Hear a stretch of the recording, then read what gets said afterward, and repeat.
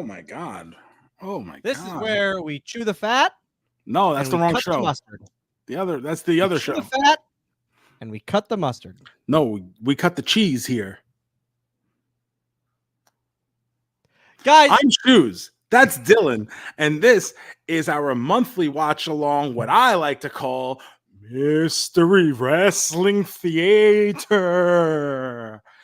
And tonight, we are watching a match as voted on by you, the members of the Pod Exchange Patreon Discord chat. Yes, Dylan, I see your hand up. You know what this means? Next month for October, Halloween Havoc. No, can we do like spooky matches?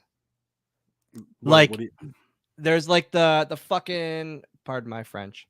There's like the one with where Abdullah gets the Chamber of Horrors. There's that one. Like we should weird, do like Vampiro versus Sting in the graveyard. Or like the Buried Alive match. Well, you know what I mean? I usually I look up matches from the month that we're in. Okay, yeah, all right. I just feel like a Buried Alive may not necessarily fall in there because it was. But I understand what you're saying. You want to have like some spooky theme matches, and I will. Yeah, that would be. I will see what kind of options I can come up with. But we also may be doing the watch along with our new movie stuff. I'm not watching a fucking scary movie. I'm not doing it. No, I would give you honestly after tonight. I would give you Wayne's World would be the first one up. If we got our Patreon up to like a big number, I would in the dark watch a horror movie with you. You're gonna fly to Orlando? No. I would shut these lights off and I would fucking watch it live. I hate horror movies, guys. I hate horror movies. I don't like them either. I'm not a horror movie guy. Like a jump scare horror movie. Because I'm very squeamish. Like I'm not squeamish. I just look away. Oh no. Like, jump scares piss me off. No, I am incredibly squeamish. So like when we would do the Car Jomez podcast and leading up to Halloween, we would do 6 weeks of horror. My buddy Gomez is a big horror guy. And he would pick these movies and he would try to pick horror movies that maybe I like because it has a good script or a good element of suspense. But sometimes they would be outright horror movies.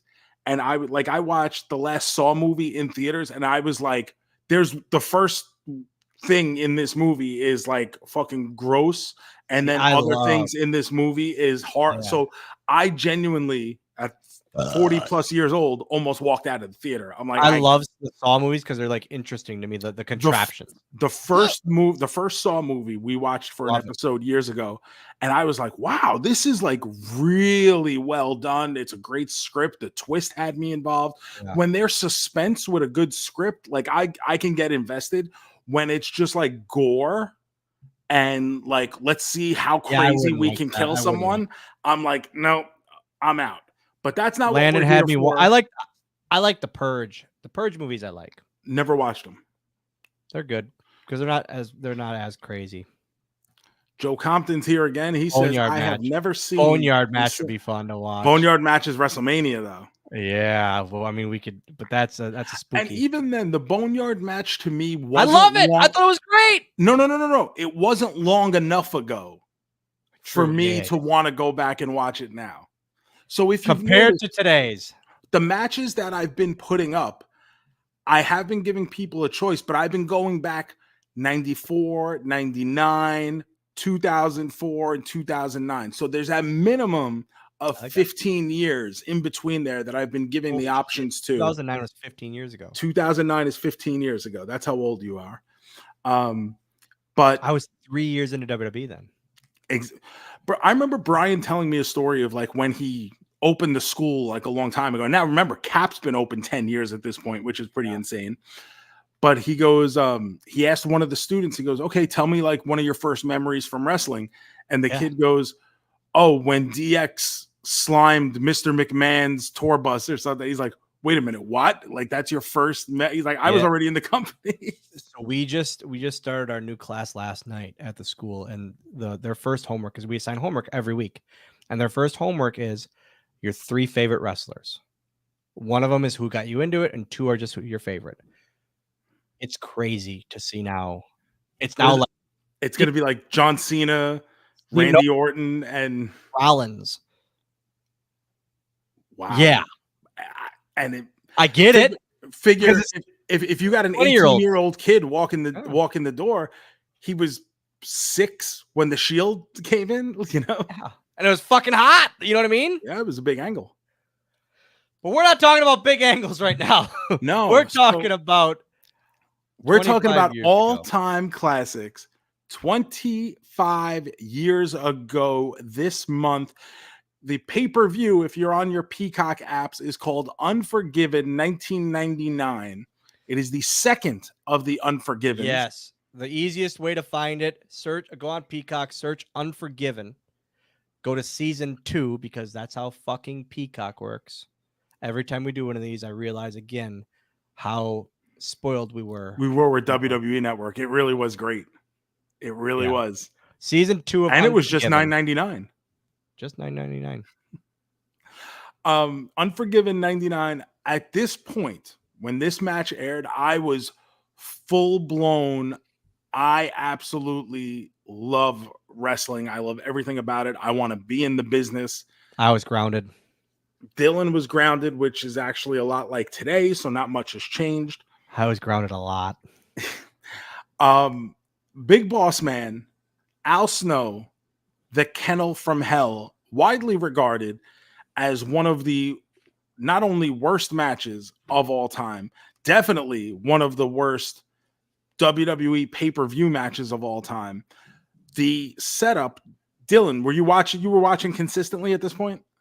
No, because I was grounded, but I knew what would happen because Bender would tell me that at school what happened. So I know the feud between Bossman and Al Snow.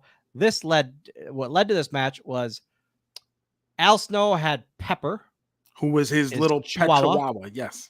But how did that happen? Because Blackman, did they do a thing with Blackman or something? They were feuding over the hardcore title. Yep. But where did the Chihuahua come in? I don't know why he had it in the first place.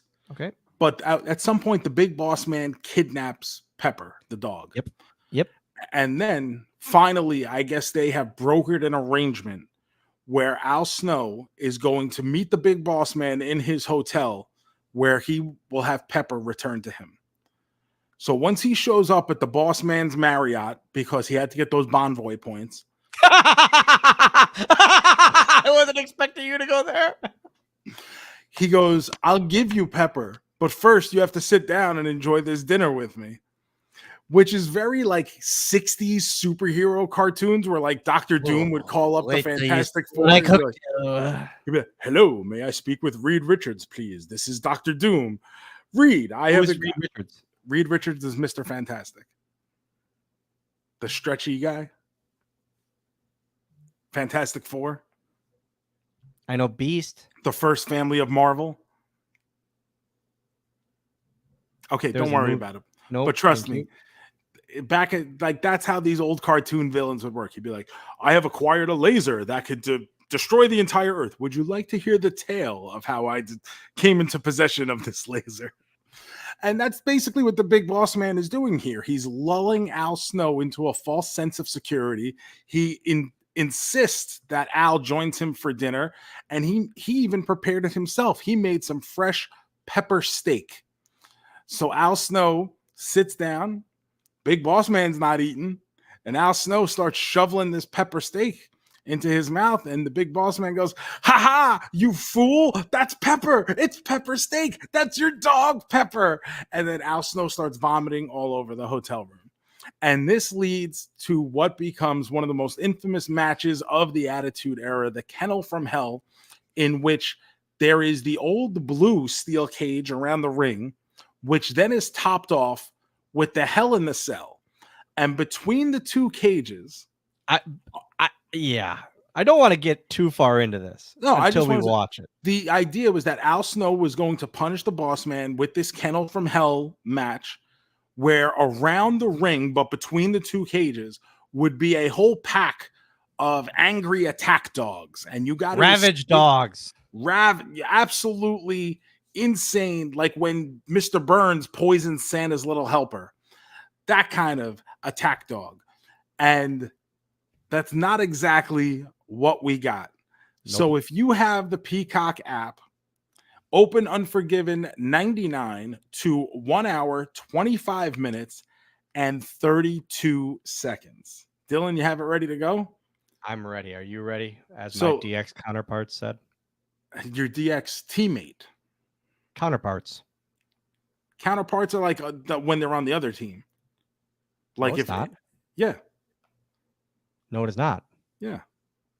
Counterparts means the people with you. No. You piss me off. Like if the NWO had a midget, that would be your counterpart. Nope. You know what? You might be more correct than I am. So we're going to imagine if they came out with an NWO swoggle. Nope, can't say it on this one. This isn't the high tier. So 125.32 is the time code. Dylan on 3. Let's hit play. Ready? 1. Hey. Nope. No. 1, 2, 3, play. 1, 2, 3, play. Yes. Go ahead. 1, 2, 3, play. So we're getting a Big Boss Man interview with a very young Michael Cole here.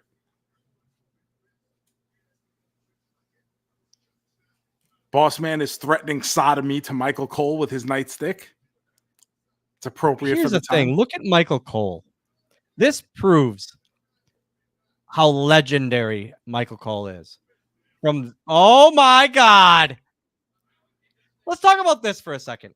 They are spending the money to set up a cage. Yeah, the blue cage. And the Hell in a Cell. Yeah. For this match. Actually, that the hell. Does it have the top? It might just be. Yes. Oh, it does. Yeah, it is the Hell in the Cell. Yeah. That's why this was a featured match on this pay-per-view.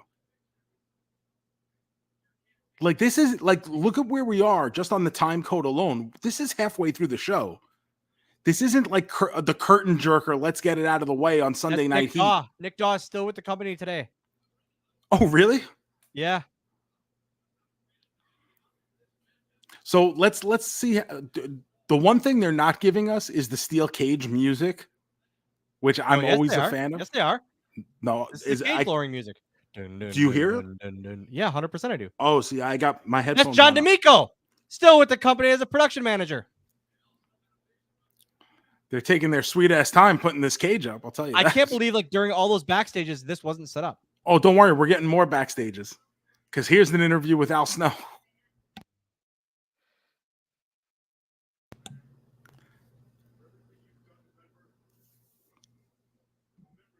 The memory of Pepper, this is for.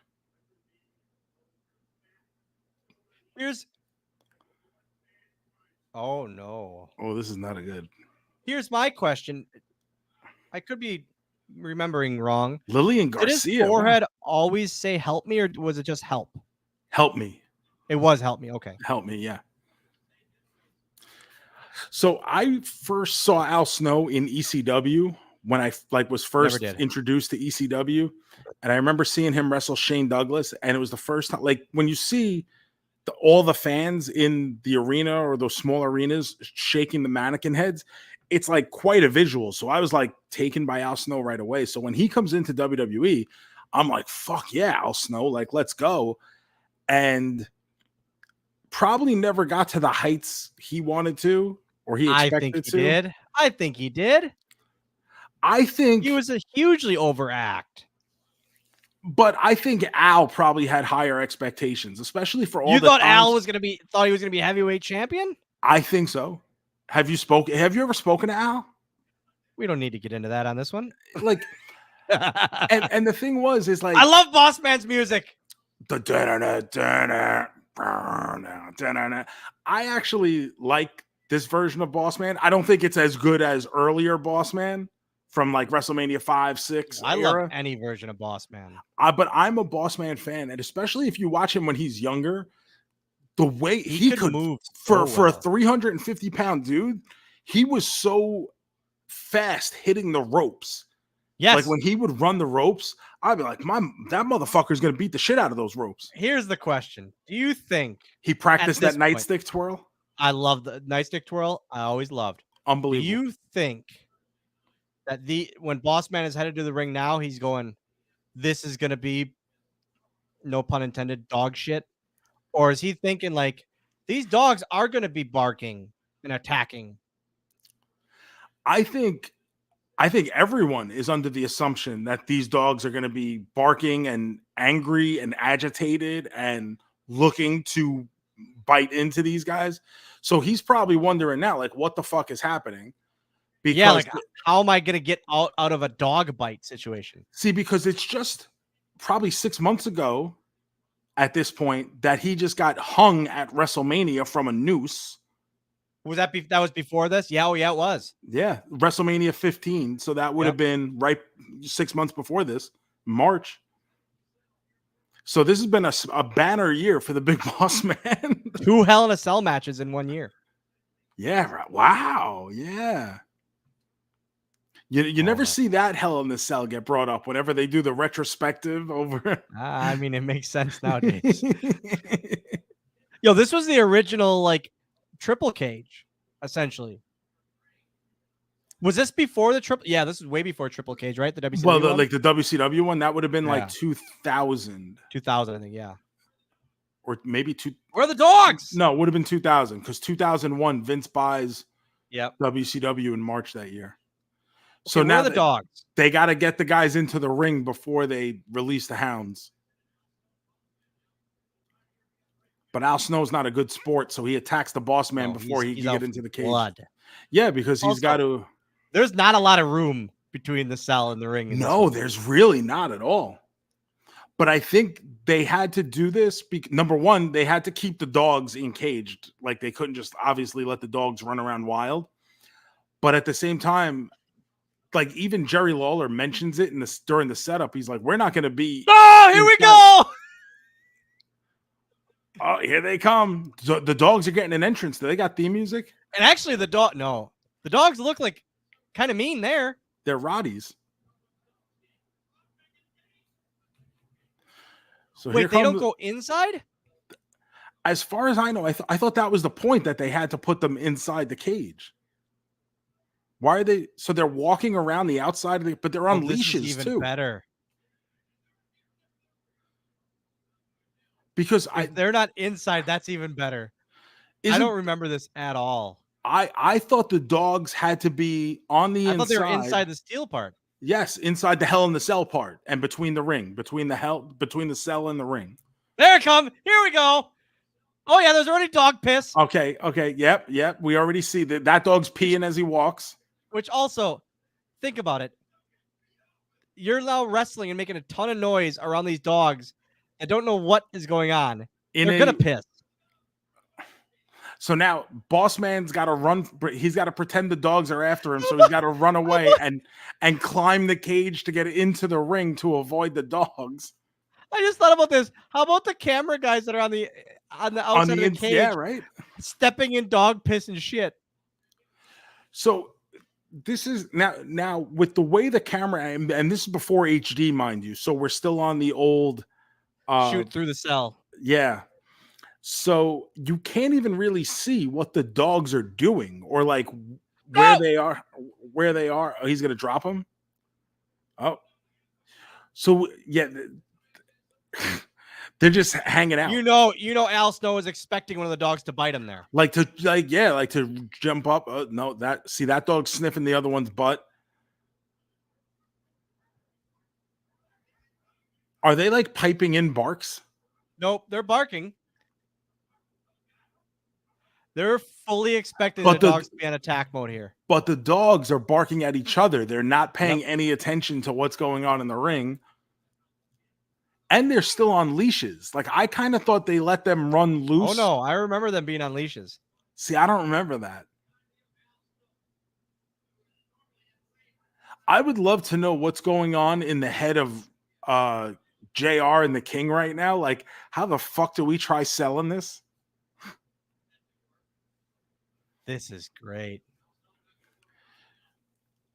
So Al Snow's running around. The dogs couldn't give a damn about them in the ring.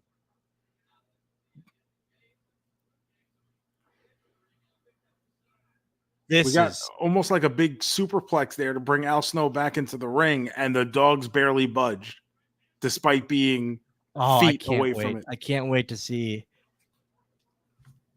I mean, that's a hell of a bump. A hell of a bump that, number one, didn't get caught on camera. They got to show it on the replay. And the dogs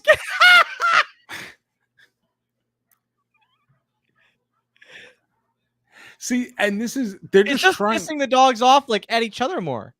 But that's the thing, is the only footage they have of the dogs looking angry is when the dogs are barking at each other. So they have to show it because that's what they're selling is the angry dogs.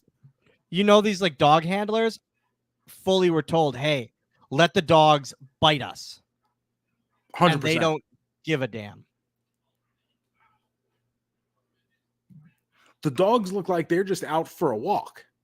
Like, this is like what happens when you take your dogs to the dog park. Yeah, exactly. Yeah. Up. And you know that someone's in the ref's headset. Hey, tell the dogs to get pissed off.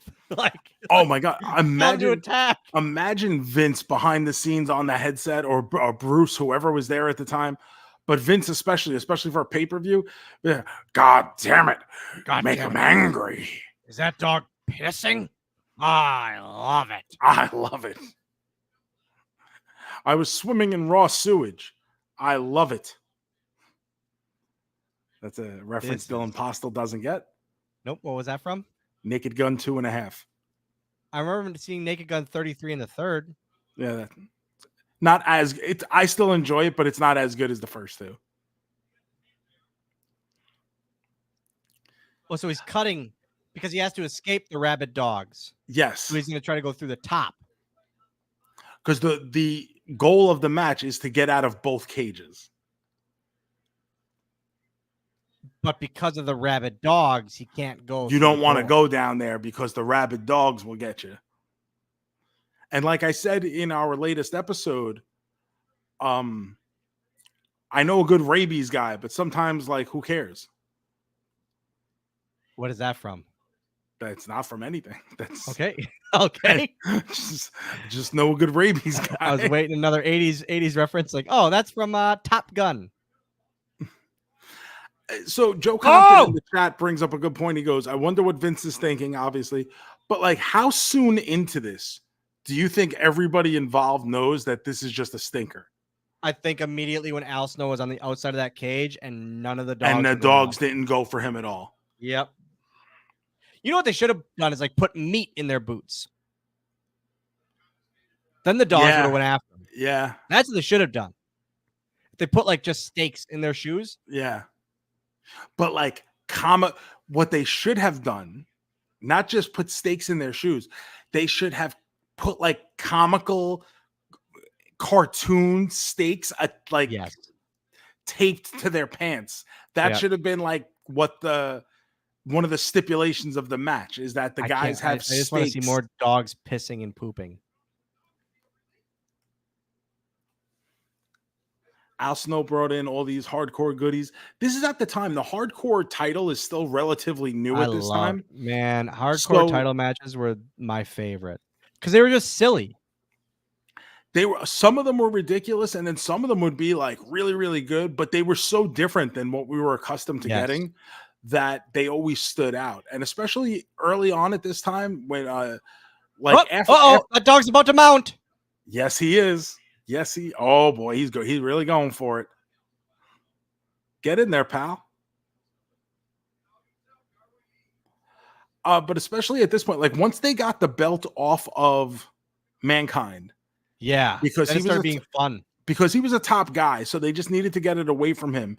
And then it started becoming like an actual division with the Boss Man, with Al Snow, Bob Holly, like those guys. And you got those early matches. Al Snow's trying to feed the big Boss Man's arm out the cage to the dogs, and the dogs are just snapping at each other. Poor Boss Man knocks down Al Snow, raises his hands to do his taunt. I remember the last time I was in one of these blue cages, it was against Hulk Hogan. Against Hulk Hogan in the main event on Saturday night's main event. Oh! Didn't quite get all of that one. I wish you had your sound on for that thought. Oh my god! So Boss Man is using a shovel head to like take some swings at Al Snow, but they are the most protected swings ever. And I'm just like, I would have loved working with the Boss Man.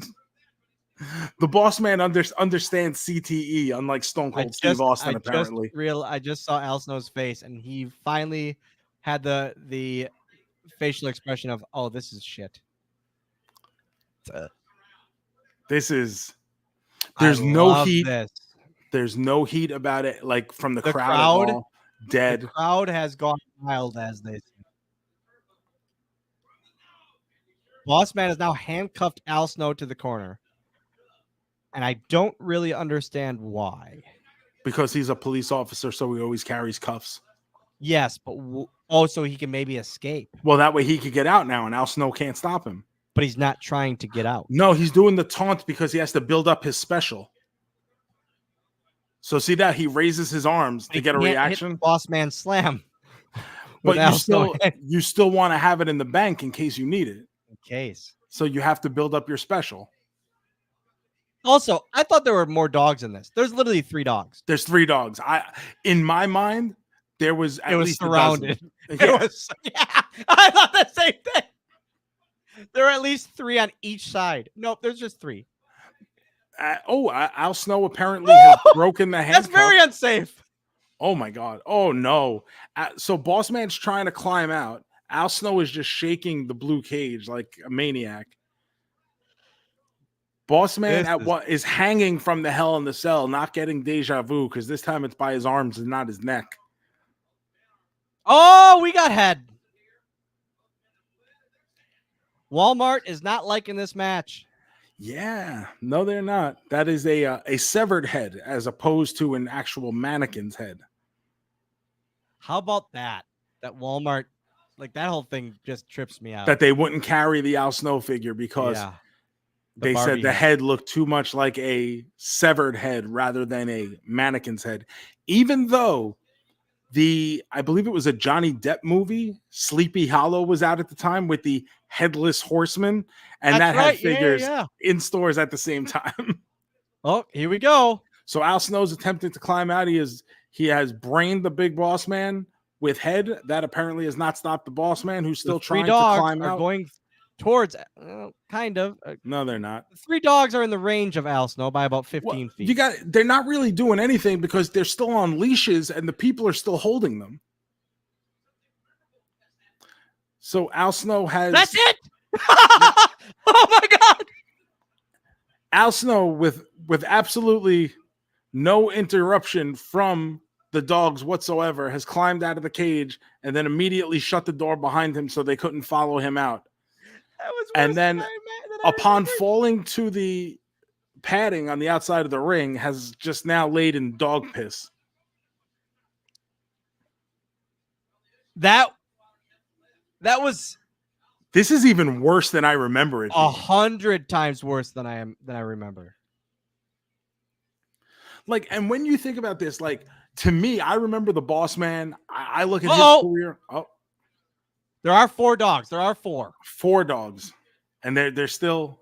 Oh, maybe is that 5th? They're 5 dogs. There's so much piss. There's so much piss. It's everywhere. Oh my god, it's puddles. There are legitimate puddles all over the ring. Now, okay, the Boss Man has escaped and he was running away. He has not fallen in the piss. The handler fell. Oh my god, the handler fell on the dog. Oh, that dog's gonna break his fucking legs. Joe? So, legitimately, this is one of those Wrestle Crap matches. If you're a person who's ever followed Wrestle Crap or RD Reynolds or anything that he's done, this has always been up there. This is a match I have not seen since it was live on pay-per-view. I have never gone back to this match. This is even more atrocious than I ever remember it being. And I can't imagine being one of those 2 guys in the hottest era in wrestling, in a featured match on pay-per-view where being on pay-per-view still mattered. Like that would like each guy is like getting a big bonus for this match. Like this is if this ends up coming off well, they're going to continue to be featured guys over the next few months. There were 200 people on the roster, and these 22 guys got on the pay-per-view. Yeah. Like it's such a huge deal to be on the pay-per-view. It's such a big deal to be in the hardcore title match. Double you have two cages being set up for you. 2 cages. And dogs rented. And yep. So like there is a lot of company backing that went into this, and just you are dead in the water without even having done anything. That has to be one of the most deflating feelings I can't. For two guys who have like on paper, I would love to have said I had either one of their careers. You know what I mean? I mean, like I said during the match, Boss Man, the last time I believe he was in a cage like that was against Hulk Hogan. And now he's surrounded by dog piss. Joe, how do we rate these matches? 1 to 10? 1 to 5 main men. Joe, I am giving this 0.5 main men. Then you're a lot kinder than me because I'm going negative 3.5. No, you cannot give negative. Negative. You cannot give triple and a half main men. There is nothing like even sometimes something is so bad it's funny or like you're still entertained by it. This is just bad. Like that was because even in the ring they didn't do anything even in the ring around the match. No. They weren't working the dogs either because I think they realized pretty early on that we can't do anything with the dogs. If the dogs would have attacked, that would have been fucking awesome. But that's what I think we were all hoping for was we're going to see these Rottweilers. Yeah, Al Snow going over the cage there and the dog just latches onto his leg. Starts snapping at his leg. Yeah, of course. Not even like just snapping, but latches onto his boot. Oh, it would have been great. Incredible. And that's what like Boss Man showed up in his gear, but that was like fine for the occasion because like his gear kind of fits like this kind of street fight dog. That's why Al Snow is in that gear. And Al Snow's in jeans and actual like work boots. Yeah. And you're just looking at it like, oh, he looks weird for this match, but it makes sense when you think, oh, I'm going to have dogs biting at me. I'm sure he even had something on under his jeans. You know what I mean? They should have put steak in their boots. They should have fucking taped steak out to the outside. That way everyone could see it. Like, and you know, Vince, there would have been a fucking steak, like fucking scotch tape to the guy's crotch, hanging out of his butt cheeks. It would have like that, but that's what they should have done. Like so giant comical T-bone steaks. So much worse than I remember it. That has to be one. When you think of just real all-time stinkers on pay-per-view, that's got to be a Mount Rushmore one. Oh, that's top 5 for sure. For sure. Guys, thank you. Watch along with us every month that we do this.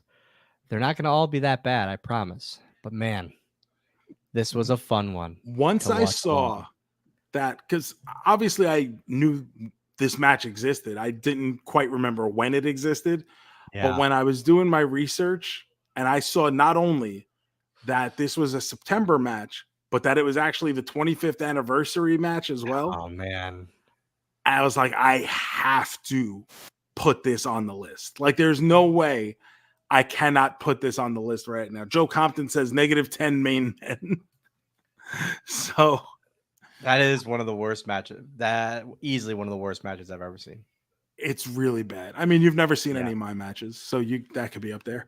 But no, guys, like this was really bad. My main thing is I'm sure Al Snow has done a shoot interview about this after the fact or something. I would love to know just what was in his head I want to hear, hey man, when did you know it was bad? Yeah, like at what point did you realize, oh, we're fucked? It had to have been when he was over the cage. It And had to have been that moment they weren't coming for him. Like because he's he got was to know leading right his there. foot. He was leading his foot down. Yeah. And then, like, how do you try to save that? Go home. Give 10 more minutes to the main event that night. But that's the thing. The pay-per-view provider, you know, like, can you give 10? I think the main event this night is a 6-pack challenge for the belt. So it's Triple H and the British Bulldog and The Rock and whoever else. And you got to keep to your times for them. I know they usually were going off air at like 2:45 point. Yeah. But geez, Nope. I mean, this is nope. Give them more time. Give that main event more time and just get to the pay window. But and then because they're shit in the bed, there's probably people like in the back on the headsets going, "Oh yeah, fucking let them stink it out." No, guys, they're going, keep going. Damn it. Yeah. Look at the dogs humping. Yeah, let them sit in. They're sitting in the shit now. Just let them enjoy. Literally sit in the shit. Yeah. Yep. All right, so that was our watch along as voted on by you guys in our Patreon Discord chat. We'll be doing another one of these next month, guys. Thanks so much for support, and obviously it means a lot to us. Thank you. I hope you enjoy this retrospective trip down memory lane as Dylan and I jump in the DeLorean. Next month, as Joe calls it, it's spooky season. Spooky snake season. Triple S. Spooky snakes? What is that from? That's a Car Jomez joke. Which is? It's this very popular podcast that makes you money now. So maybe you shouldn't discount it anymore, you fucking you ignorant slut. You should do food reviews. That'd be good. I can't anymore.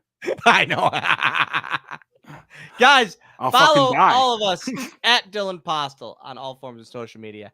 At the Joe Shoes on all forms of social media. Guys, thank you for supporting us. At Affairs Pod. At Affairs Pod, at Going Postal Pod, our good friends at Game Marks Pod. Why are we all pitching? part? This is fucking Patreon. Guys fucking pay for this shit already. They know who we are. We don't need to fucking sell to them. Well, thanks. Joe says go fuck yourself.